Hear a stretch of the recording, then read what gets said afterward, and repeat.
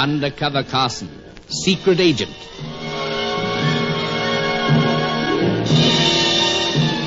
Operation Death Ray, an assignment in Rio.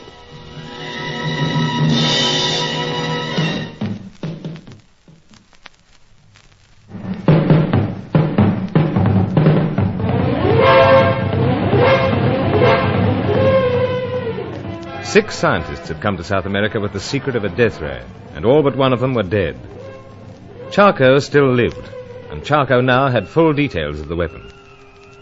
As the Rio Carnival reached its climax, he had departed to some distant hideout. It seemed we had little chance of discovering the whereabouts of this hideout, let alone the secret of the ray, until the American flyer Herman Nagel returned to the scene once again. He was prepared to help us, but at a price, a high price. But Sir Giles didn't hesitate to accept. And so we decided to return to the city at once to gather the necessary American dollars. But as we were passing through a warehouse to reach the car, a former school chum of mine barred the way. Roger Deauville had a gun in each hand and no kindly expression on his face. As I was saying, gentlemen, Charco tricked me. I've no chance now of getting anything on the ray, but I'm not letting anyone else get anything. What gives you the notion that Sir Giles and myself might glean anything? Yes, indeed. What? You've come to some arrangements with friend Nagel, haven't you? But Nagel's in business. What's to stop you making a deal with him yourself? Don't worry, Carson. I've tried. Nagel won't have me on. Oh, that was bad luck. You know, you're the one who should be complaining about bad luck, Carson. You and Sir Giles. Then you're really serious about rubbing us out, as you so romantically described it. I am. But what's to be gained? You're planning to leave the country and all your interests here. How do you know that? Because, old chap, we happen to know that you're aiming to raise the getaway money by selling out all the chattels and so forth in an antique business. How do you know this, Carson? Oh, little bird told me. That's it, old fellow. We are both bird-watching cranks, you know. The hobby often pays off. Or could it be that the pair of you were responsible for a certain person disappearing? Really, Deauville, we don't follow. I'm referring to the owner of that antique shop, Helena Jansen. Oh, your sister, you mean? So you know she's my sister, eh? So, the little bird again. Or has my dear sister gone running into your arms at last? Oh, she's always welcome, old chap. Carson, never mind about trying to be smart. Even back in our school days, you were a little too smug and sure of yourself. But Helena going over to you is the last straw. Nothing will stop me now. Deauville, perhaps we might come to terms. Sir Giles, what? Allow me, Carson. You're anxious to raise enough money to get out of the country.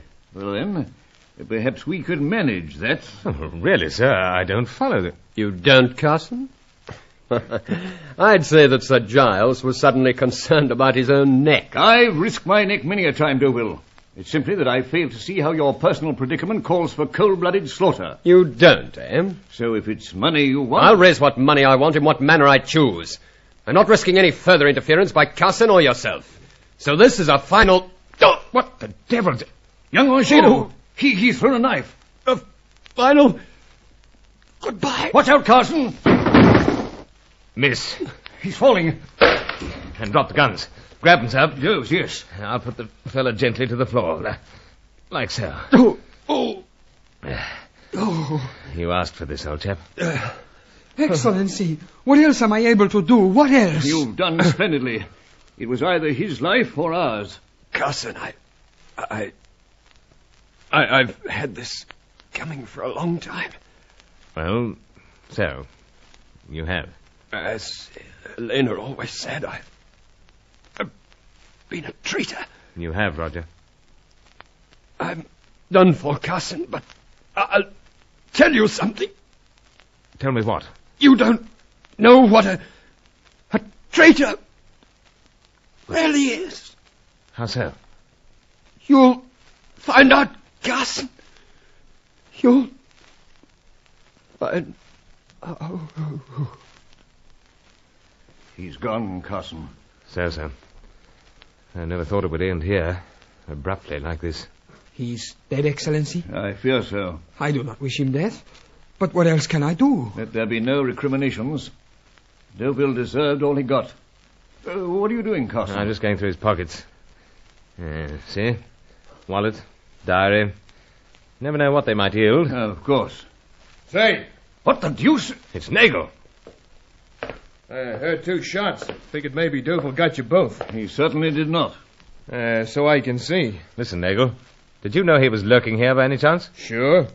And you let us walk into I didn't let you walk into nothing.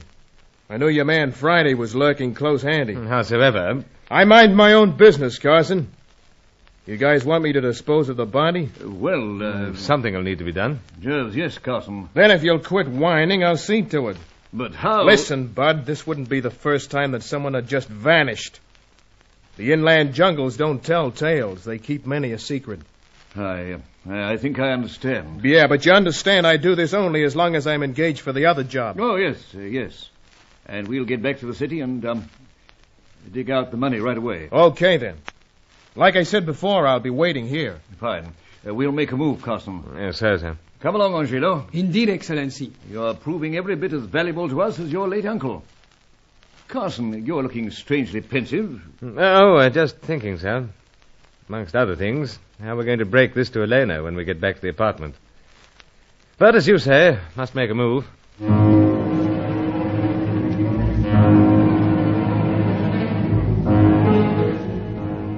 Young Angelo couldn't drive, so I took the wheel of the Rolls.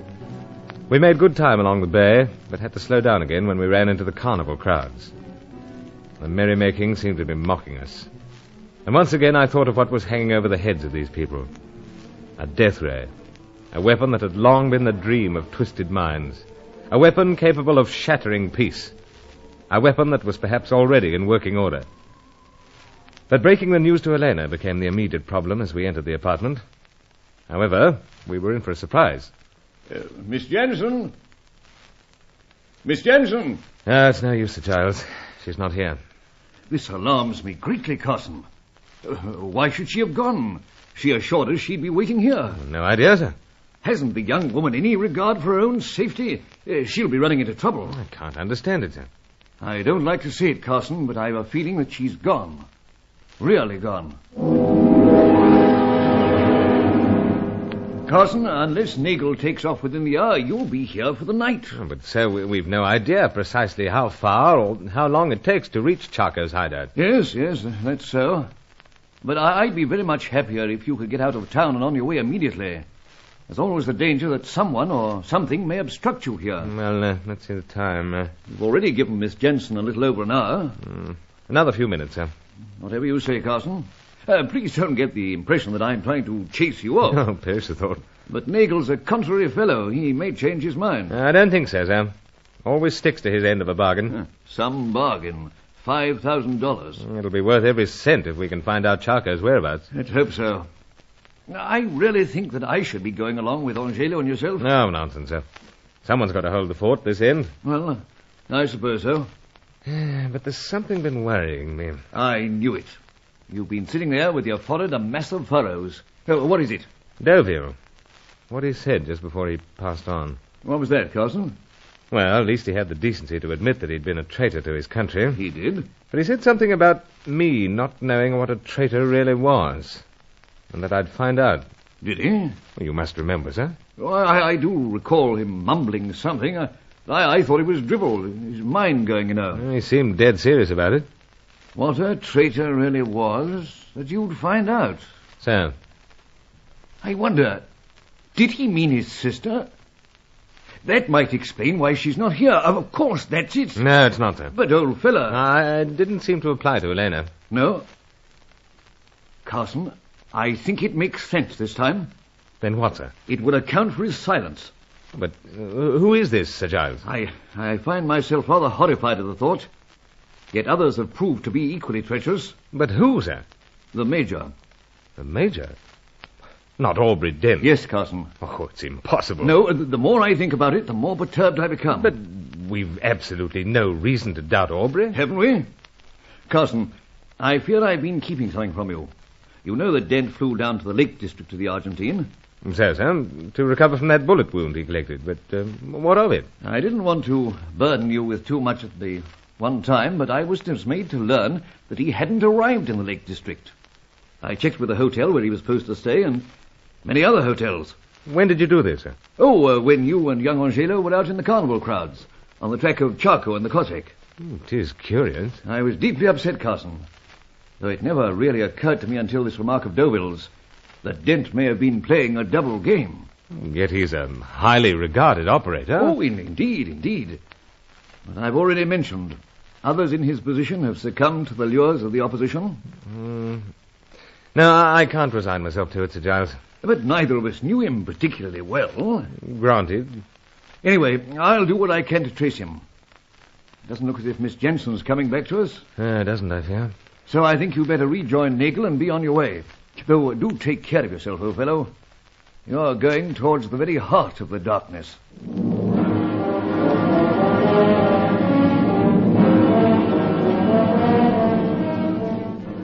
The old boy came right down to the street to farewell us. He was highly agitated, anxious that we shouldn't miss out on Nagel, doubting Helena, shaken at the thought that Aubrey Dent may have been playing a double game.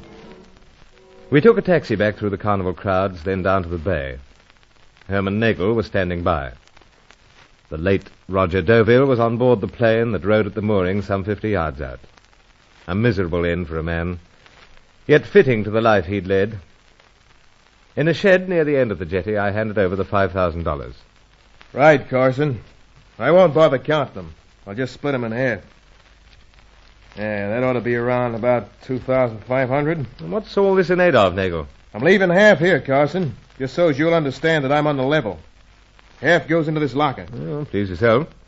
But I'm prepared to take a risk. The only risk you take is having my plane cut out over mountain and jungle, or getting mixed up with this Charco guy.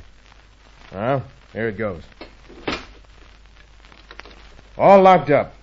The last place anyone would go looking for $2,500. Yeah, but before we row out, you seen this newspaper? Oh, I haven't had much time to. You read the lingo. Take a glance at the headline.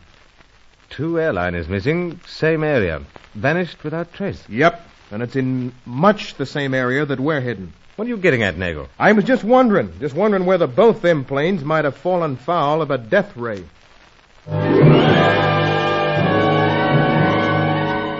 Was it possible that Charco already had the dread weapon in working order? We discovered that it was near completion, waiting only for the information of the Cossack. And so it was in a mood of near despair that I set out on the last journey in Operation Death Ray.